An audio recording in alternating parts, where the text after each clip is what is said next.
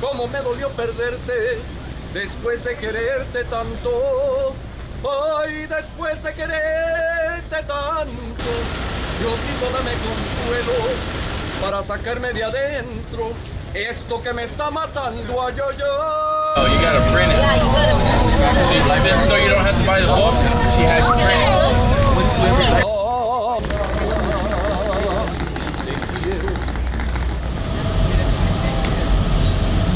Welcome back to Catalina Island. We've been waiting for 20 years for you to return. That's it. We're back, man. We're back. Welcome back. Laraza, chicanopower.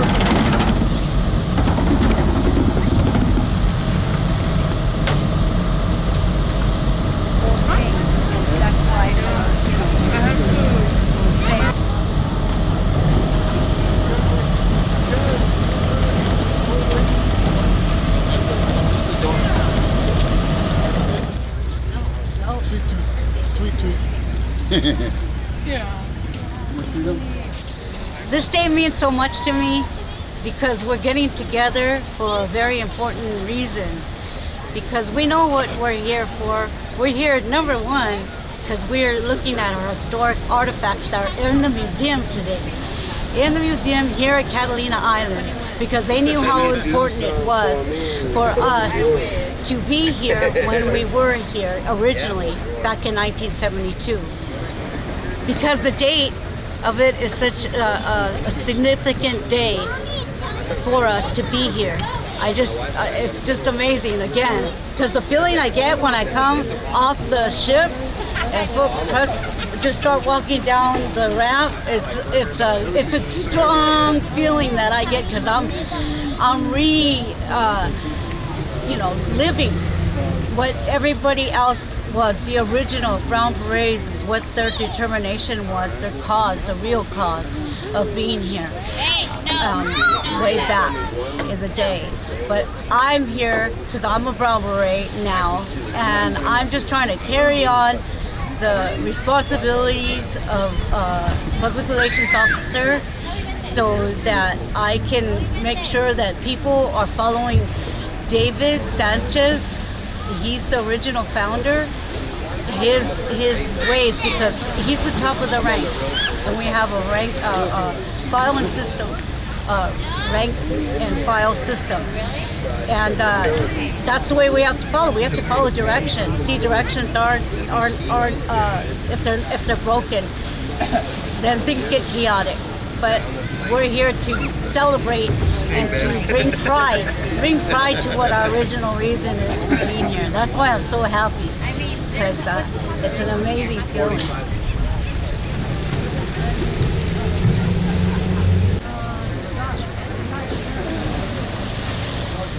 Yeah, we came down here to Catalina Island to visit the Catalina Island Museum, where the Brown Berets have an exhibit to remember the sacrifices of the Brown Berets when 27 Brown Berets occupied Catalina Island for 27 days. And from that hill there, that hill's called Burrito Point, that's where we had our camp. It was called Campo Tecolote. And at that camp, we held the land for 27 days to make our point. It made international news, but then not only did it make international news, but the United States Navy sent a gunship out here, and the United States Navy destroyer parked here in the harbor, and they pointed their cannons, they pointed their big guns at us at the camp up above. So we knew that we were in trouble, but finally we were able to communicate to the United States Navy that we were a protest group and that we were demonstrating to bring forward the issue of Guadalupe Hidalgo, and to bring forward the fact that how Mexican-Americans and Chicanos and laraza has been mistreated for so many years. So anyway, we're back once again, and we'll keep coming back until we have a piece of it. Viva laraza. The original SS Catalina Island ferry boat. This boat was in World War II, it was in the Korean War, and it was in the war for the Chicanos, because this is the boat that brought the Brown Berets over to Catalina Island in 1972. Now the boat sunk in Ensenada Bay. This is the boat that brought the Brown Berets over to Catalina Island. Here, where everybody was pretty united in the community, and we were able to gather our resources, and actually we came to Catalina Island with $800 and 27 men and women, and we decided we were going to try to take over the Catalina Island, but also to express our grievances with the system, to bring knowledge in relationship to the grievances of our community, and to understand the problems in our community, and also to understand the Treaty of Guadalupe Hidalgo, of which did not include the Catalina Island. So Catalina Island and the Treaty of Guadalupe Hidalgo, which brought an end to the war between Mexico and the United States. In that treaty it says that these islands do not belong to the United States. So who do they belong to?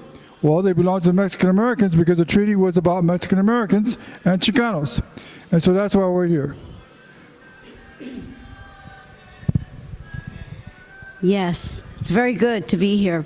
This is an awesome thing that we're here for. And I just wanted to introduce you to Dr. David Sanchez, who's the author of this awesome book, which is called Chicano Universe Advanced Intelligence.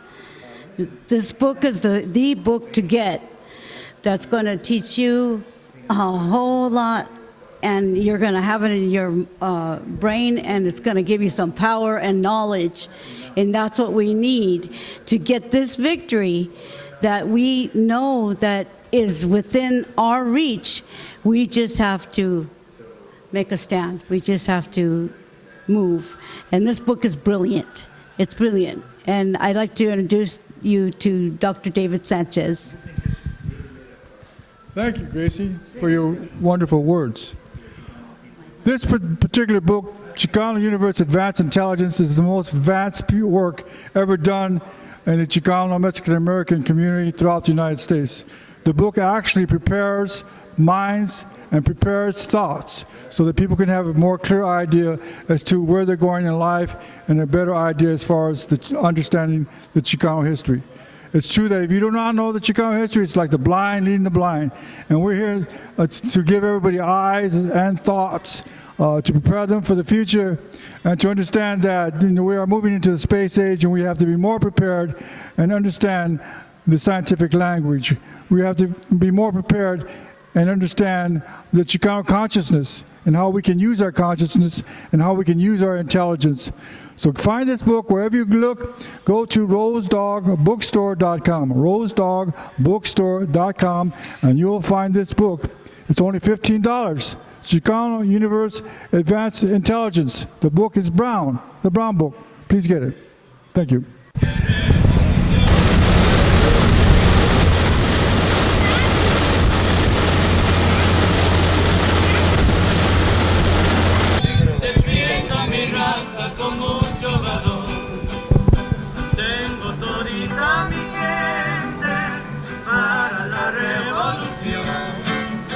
Voy a luchar, yo soy chicano, tengo color, puro chicano, hermano con honor.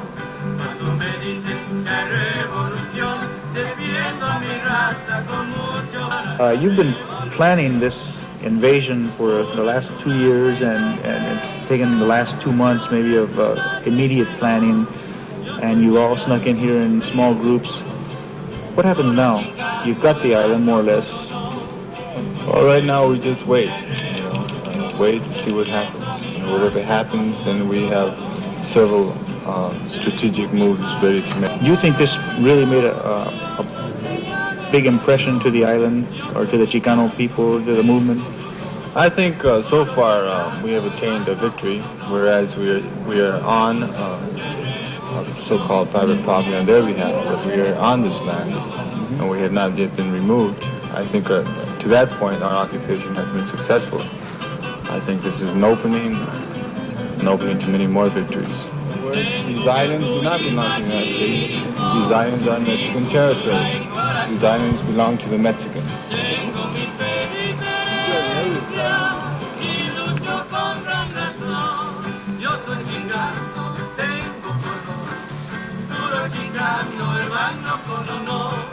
Cuando me dicen que hay revolución, defiendo a mi raza.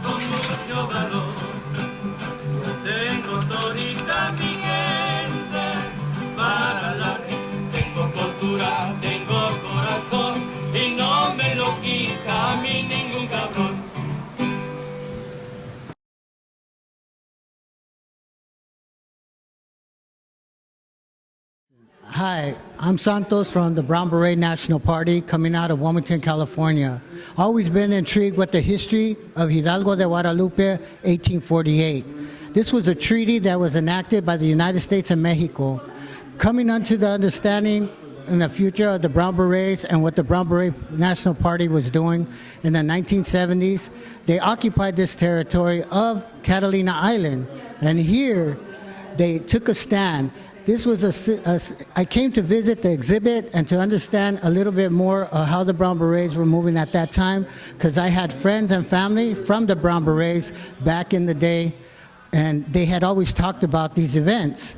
But here we have an exhibit that can tell you about the event, and the event of having the Brown Beret National Party taking a stand for the civil rights of the Mexican American and in international waters. And these, according to the Treaty of Hidalgo de Guadalupe, this island belongs to the Mexican American people, the Chicano.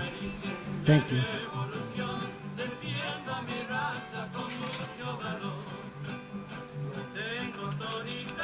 You know, Gracie, we almost had the island in 1972, but we lost the island because of lack of discipline. You know, some of the smaller chapters, they were more concerned about trying to take over the organization. Right. They weren't thinking that here we are stuck on an island fighting for the rights of the people. Right. And so they were just being evil and playing out for supplies. And we're saying we need to stop that kind of thinking. We need to have national unity to support the national effort. We need to go after some of these fake Brown Berets who continuously sabotage and defuse the movement. And that's why it's important that we begin to have discipline. Yeah, of course. You have to have discipline. You know? That's why most organizations, they fail.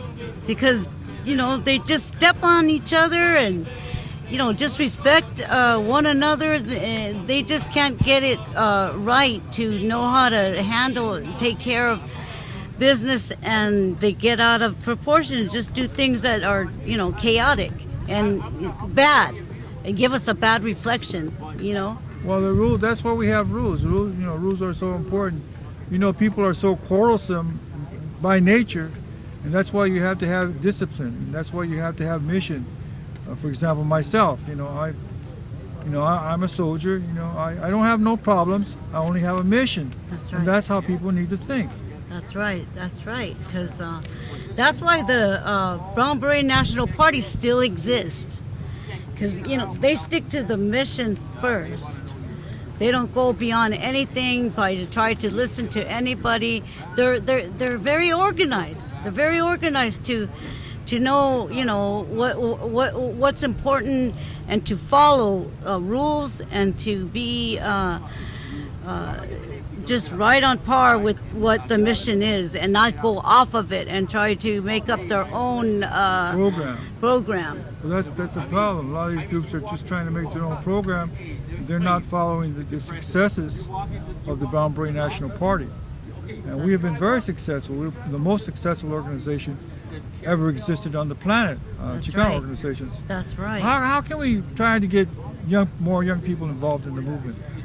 Well, I think that the most important thing is they have to get educated about their own culture. That's the first thing. They have to learn what our ancestors have gone through, how much they fought for the land, and that we own, and you know they got their hands and nourished and cultivated the roots that needed to, you know, for us to flourish and grow.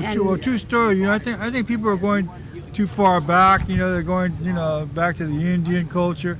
You know, we need to go back to the Chicano culture. You know, the successful Chicano movement. Right. There was a social revolution. Right. In the 60s and 70s, we need to go back there and understand the tactical moves that were made, the successful peaceful tactics that were made, tactical, right, and how those brought victories. And we need to go back to that time period of the 60s and 70s in order to educate the people. That's right. That's the plan. That's the plan right there. That's the mission. We need to go out. We need to get the kids to, understand what's important, because their future is at stake right now. They need to learn who they are, and for what I think is Chicano is becoming more popular because they're beginning to hear that word, and it's a beautiful word because that's who we are. Okay. All I got to say is, viva la raza. We need to motivate the people. That's right. That's right. That's good. My name is Moises Cabral. Dr. David Sanchez.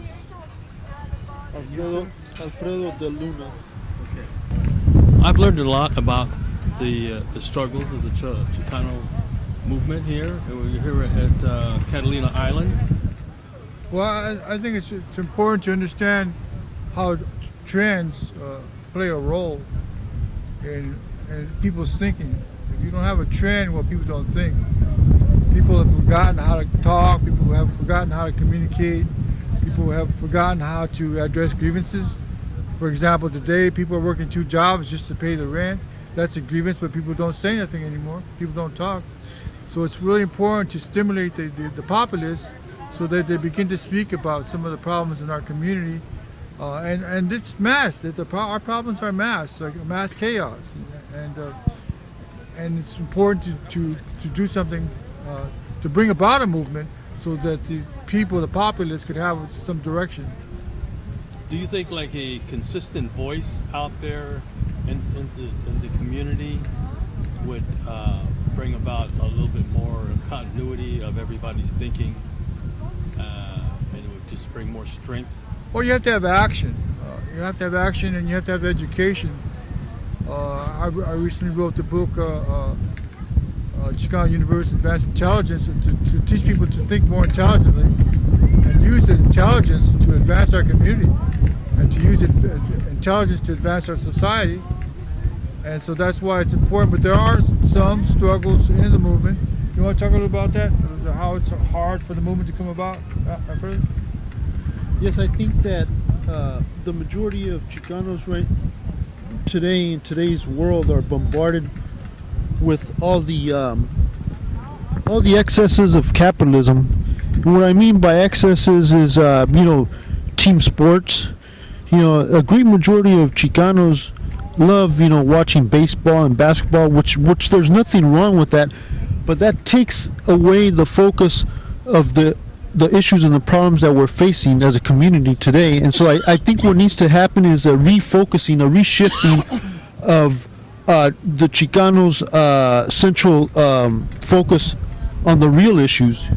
We need to prioritize certain things in our life. Kind of like compartmentalize, issues and balance our life in that fashion. So there's a time to play, which there's nothing wrong with that, but there's also a time to critically think about the problems that we're facing in today's world, culturally, spiritually, emotionally, psychologically, politically, economically, even geopolitically. So we need to reshift the Chicano focus in different aspects of their lives, and once that shift occurs, that will enable our the membership in our community to perceive more readily, what are the central issues that we need to focus on. Without that perception, we're going to be lost in a mass conglomeration, that is mass confusion that this capitalist model brings to us. I'm not saying that capitalism per se is wrong, but it does it does hide in a lot of people's minds the real issue that we need to focus on. So a reshifting of priorities and of our minds to the central issues is essential for the Chicano movement to flourish and to carry on. The problem is the system or the police state has created the artificial model, making our students into artificial thinkers, making people follow fabricated sports. Fabricated sports is fake news, and people following fabricated thinking by sports, by television, by cell phones. So people have become fabricated in their thinking, where they're not thinking realism, they're not thinking reality.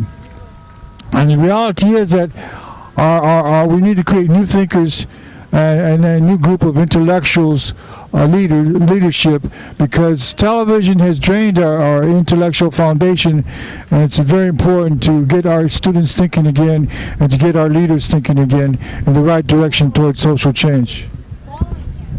So, with that being said, how would you go about getting a consistent information out there to the masses of Chicano nation?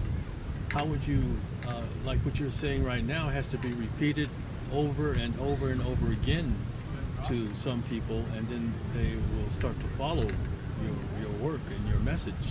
How would you be able to do that on a consistent basis? Well, I think we need to learn more about using media. For example, we've asked a lot of the Brown Berets to take acting classes so they can make Brown Beret films. We've asked some of our Brown Berets who are entertainers and singers so they can make songs about social change and the need for the new thinking. And that's what I talk about in my book, the new thinking. We need to harness the new thinking. If we don't, we're going to have mass shootings. If we don't harness mass thinking, we're going to have mass confusion and suicides, and more people dying from overdoses from fentanyl, and people dying all around us for no reason. And that's why we need to harness the new thinking, and we need to utilize the medias to make this happen. Yeah, I agree. I agree with both of these gentlemen. We definitely need leaders. We've been recruiting, but we definitely need teachers that can understand the language that we're speaking, that we need role models to continue on. To continue on with this movement, we need more of you that are out there, that are listening, that understand the vocabulary that's being spoken here, that we are asking for help. We're asking for leaders that are out there that are capable of being able to use this as a teaching mechanism to teach not only in classrooms but with their family members. It's education. People use it every day. I practice everything that we preach every day on a daily basis, socially. And socially, it starts socially, because when you educate someone, they really like that. Sometimes we need to educate them first and see if they want to join us. And so this is what we're doing here. What we're attempting to do today is to bring out some education, because we're in desperate need of leaders. There are very few leaders here, and Dr. David Sanchez has been pushing for many, many years, and I admire him very much. So I welcome new membership.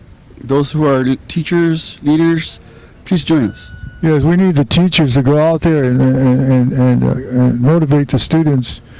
A lot of teachers just kick back and they don't want nothing to do with the students, but it's time for all teachers to get involved with the student development, because the student development has been going downhill across the country.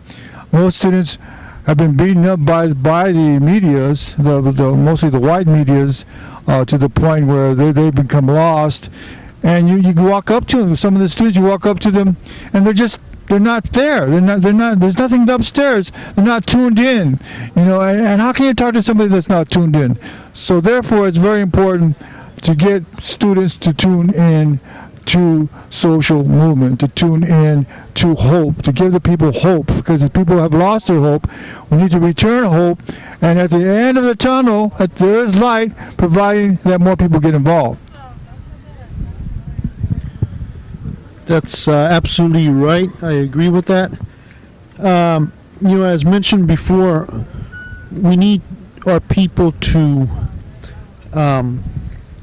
enjoy their lives, but also we need people, especially our younger generations, we need to make them understand there's a connection between the older generations and the newer generations in terms of what their obligations are as members of the Chicano community.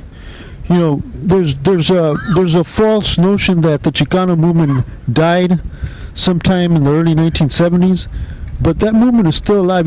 As long as we're here, as human beings walking the face of this earth here in Aztlan, we're alive. The spirit of our people has not died, and the spirit of Movimiento also has not died. If we were to be exterminated, by our enemies out there, if we were to be exterminated completely, then the Movimiento would die. But we're still here.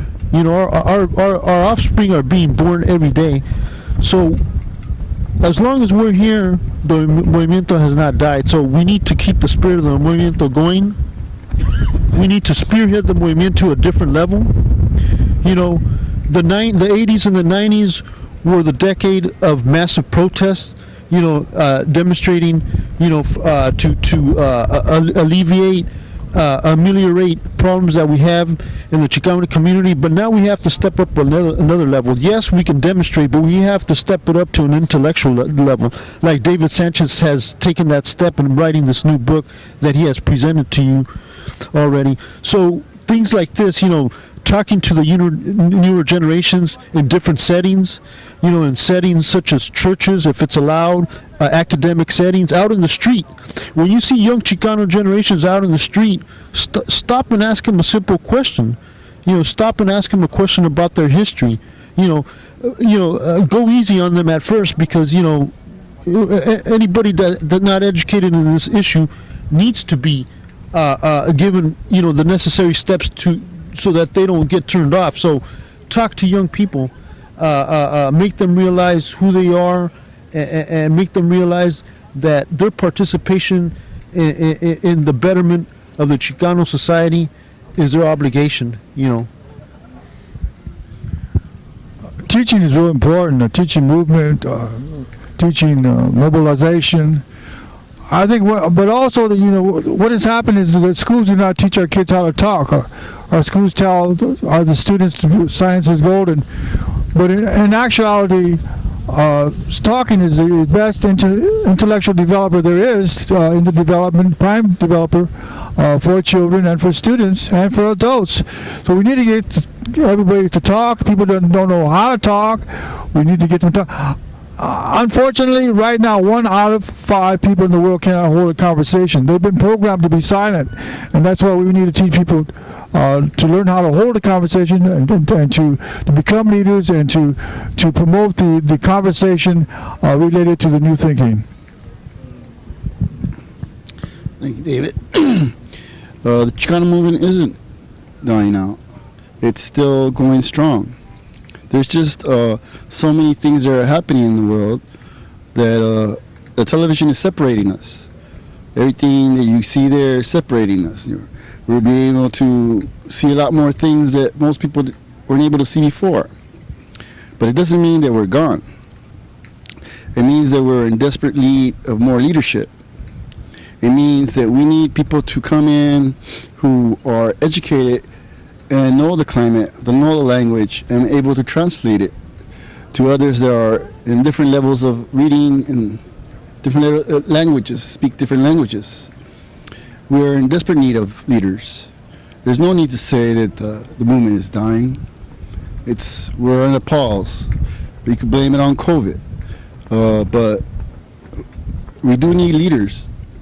Leaders like David Sanchez, leaders like Alfredo here, and me that's trying to be a leader one day. But we need your help. We need help from the community. We like to go to colleges and schools and recruit from there, because we know that they're focused. We know that they want to learn. We know that they like to hear lectures, and that's what we do. We like to educate, and so through education we hope to advocate. And getting along is everything. We all get along here in the movement. We try our best to stay together, to create a climate where we can continue talking and people giving the community more information. We are here learning about laws. there are treaty laws, there are territories that connect to today's laws. The reason why we're able to have most of the things we have is because of the Treaty of Guadalupe. And we should know that as citizens here, anyone benefiting from the Treaty of Guadalupe should know that they're being benefited from it. And so I'm asking for leaders out there that are willing to learn about the Treaty of Guadalupe, willing to learn about us, and perhaps promote us in somewhat way in the future. So, do you have a way of reaching by email, internet, any kind of social media that we can that people, everyone can support what you're trying to do? Can you see it on camera? Yeah, I just like to give you a phone number here. This is Gracie's phone number. It's area code 310 420 3291. 310 420 3291. Get involved because your community is at stake, but the mindset is at stake. The minds are being destroyed. We need to save the minds of our people. We need to save the people. Viva la raza, Chicano, Power. Chicano, Power. Chicano, Power. Chicano. Power.